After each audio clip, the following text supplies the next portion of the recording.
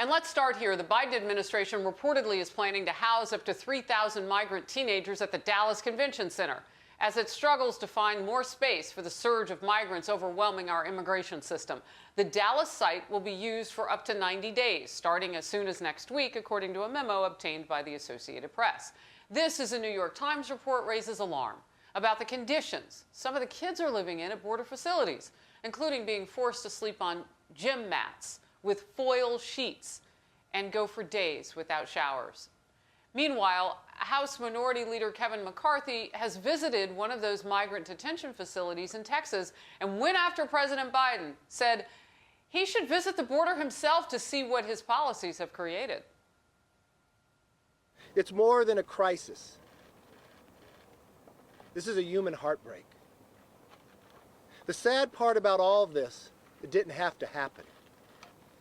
This crisis is created by the presidential policies of this new administration. There's no other way to claim it than a Biden border crisis. But DHS Secretary Alejandro Mayorkas echoed the White House in blaming former President Trump's policies for the surge, while also dismissing security concerns. The border is secure. The United States Border Patrol secures the border on behalf of the American people. That's what we do, and we are doing it. In order to keep the American public safe, give us the time to rebuild the system that was entirely dismantled in the prior administration. However, Mayorkas also warned that DHS is on pace to encounter more individuals on the southwest border than we've seen in the past 20 years. You're watching Outnumbered. I'm Harris Faulkner. Here today, my co-host Emily Campagno, host of No Interruption on Fox Nation, Tomi Lahren, former State Department spokesperson Morgan Ortagus, and joining us today, publisher of The Federalist, host of the Federalist Radio Hour, and Fox News contributor now, Ben Domenech. Good to see everybody. Ben, there is no spinning of what's happening. All you have to do is go to the border, and we've had plenty of people do that. Take a peek at it. Tomi Lahren's been down there. I have a house not far from there. Why don't we put Mayorkas on a gym mat, cover him in some foil, let him not shower for a week, and see if he knows more ideas on how to deal with the situation? Well, that's certainly one way to approach it, Harris. It's great to be with you, of course, as always. Look, what we see on the border happening now is not happening thanks to the previous administration's policies. It's happening because of the incentives that the Biden administration put in place. It's why we saw the numbers spike in January and February far earlier than you would expect in a normal year. And it's why we're going to be dealing with this problem in a series of escalating domino effects over the coming weeks and months. I think that one of the things we need to understand is that under President Trump, the attitude towards Mexico was essentially very simple. Take care of this problem on your own southern border so that we don't have to deal with it on ours. And that was an approach that really worked for a lot of different reasons. Not just because it was in the interest of Mexico to secure their southern border, but also because they were facing the ramifications of trade threats and other pressure that could be put on them from the Trump administration. This was obviously an approach that the left and the media completely decried. They said that it was inhumane. They said that it was terrible. Well, what's the humanity factor now when you see this enormous wave of human trafficking, which is what this is, that is going to fuel the cartels that are currently in the midst of a major drug conflict, a drug war that's happening in Mexico, right on the other side of our southern border. This is a chaotic situation, and no amount of excuses from Mayorkas or anyone else within this administration is going to be able to get away from the fact that this is a direct result of their policy decisions. By the way, everybody, we are looking live right now outside that convention center in Dallas, where they plan to fill the place up with teenage migrants coming illegally into this country. Morgan. Yes, ma'am. Your top line thoughts. So it's interesting, Harris, you talked about a dismantling of the system early on, what the Biden administration talked about.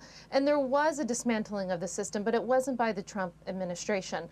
If you'll let me be wonky for a second, there was something that we negotiated at the State Department and in DHS during the Trump administration, 2 agreements. They're called ACAs, Asylum Cooperation Agreements, and a BSA, a Border Security Agreement. We negotiated these with Guatemala, Honduras, and El Salvador. And I spoke to a senior DHS official from the Trump administration this morning. We were talking about this. He told me that they repeatedly warned the Biden transition team not to unilaterally get rid of these agreements. These were not one-way agreements. These were bilateral agreements between the United States and these 3 countries related to exactly this, to border security, to asylum.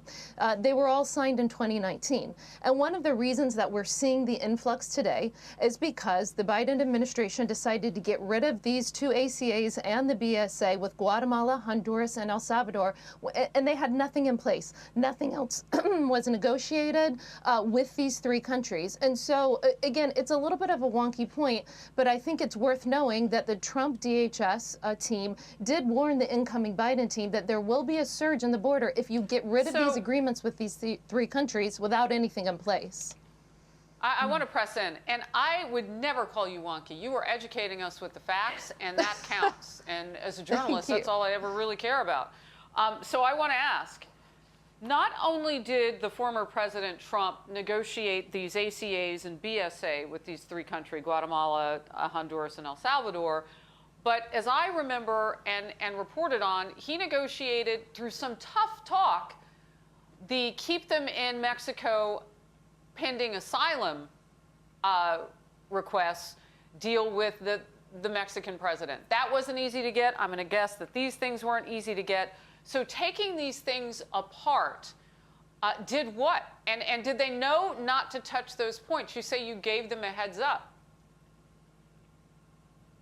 Yeah, so I think, Harris, we approached in the Trump administration, we approached our foreign policy from a position of strength. So when we were going to deal with Mexico, with Guatemala, with Honduras, with El Salvador on any issues, remember that President Trump was not only able to negotiate these ACAs and BSAs and the agreements with Mexico, he was also able to renegotiate the trade agreement with Mexico, something that people thought would never happen when a leftist president was elected in Mexico. And so it is not by, again, it's important to note when you approach foreign policy with these countries from a position of strength and you say we are no longer going to allow this at our border and you actually mean it and you follow up with meaningful agreements, with meaningful force. I was at the State Department podium when I had to announce that we were cutting funding to the Northern Triangle countries. It wasn't an easy day for me to have to announce that, but we needed these countries to know that we meant business. Tommy. Yeah, no, and I agree wholeheartedly with that, and I think that's an excellent point that needs to be made. Back in the Trump administration, he did threaten Mexico with a tariff that would be increasing if they didn't handle their border problem, and as I told you guys last time I was on and showed the footage, that made Mexico cooperate. And then back when the caravans were coming through the California area and coming through Tijuana, the folks in Tijuana were not happy. They did not want those individuals there. They didn't want that stressing their economy, their infrastructure, their law enforcement, so they started to get tough and things started to change because the Trump administration took a position of strength. Another thing that I'd like to discuss here too is talking about the cartel and the criminal organizations. While they're funneling all these people through human trafficking and sometimes sex trafficking and making a lot of money off of these individuals and their desire to get to the United States and take advantage of our perks and programs, these drug cartels and these criminal organizations are not just getting people across, they are using people and they're putting them through all in a single area and overwhelming the system, so those Border Patrol agents have to play babysitter and they have to take care of those people coming over. And then while they're occupied with that, they're bringing the drugs through. So I hope the American people understand that. We're in the middle of a pandemic, but we're also in the middle of an opioid epidemic and a drug crisis in this country. And those drugs that are coming over with those criminal organizations, they're using these people as a shield and a distraction, and then they're sending through all these drugs. Now, last year when I visited McAllen, or December 2019, when I visited McAllen, Texas, after the Trump administration and his tough policies were put in place, Border Patrol agents are telling me we're always going to deal with criminal organizations, we're always going to deal with cartel trying to get drugs over here. But now our agents can focus on that, and we're not focused on being babysitters, running people to the hospital, running people to detention centers, processing people. So again, this is bigger than just the migrants coming over. It's also drugs. It's a national security issue, it's a border security issue, and it's going to be an issue not just in border states, but all across this country. That stuff is just going to flow upwards. Which is why you see the attorneys general in places like Montana joining a lawsuit with Arizona, because they know that the meth that's coming across and those other drugs coming across into our country goes through that corridor, and they've seen such a spike of that drug-type crime in their state of Montana. Former White House Press Secretary Sarah Sanders joined me last hour, and she talked about what's going on at the southern border. Watch. When President Trump instituted the Remain in Mexico policy and put up a border wall, it was effective and it worked. President Biden's administration has actually caused a humanitarian and national crisis at our border by opening them up at a time when Democrats are fighting to keep our schools, our businesses, and our churches closed. They're completely opening our border. It's a total disgrace.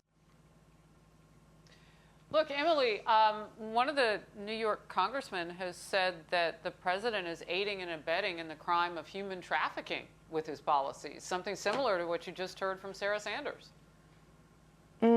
Right. I think at a minimum, it's construed as enablement, Harris. And I'd like to dig a little deeper on these capacity locations here. So we know that the administration is opening a temporary facility in Midland, Texas, right, at a camp for former oil field workers. We know that a proposal is being considered for the NASA site in Moffett Field, that's in Silicon Valley, California. And now in Homestead, Florida, a place of former holdings for up to 1,700 migrant children, that's now in, quote, warm status. Now, what do these all have in common? They are nowhere near that southern border. So each of those locations bring with them a whole host of considerations for logistics, for cost, and for COVID exposure. And note, it's not just about the administration having control over these temporary facilities. Private operators along the border, this is important, private operators along the southern border have expressed the fact that they expect increases in the surge through June, and that there is, quote, no plan in place by this administration to deal with them. They are left out in the wind by themselves. And quick final point,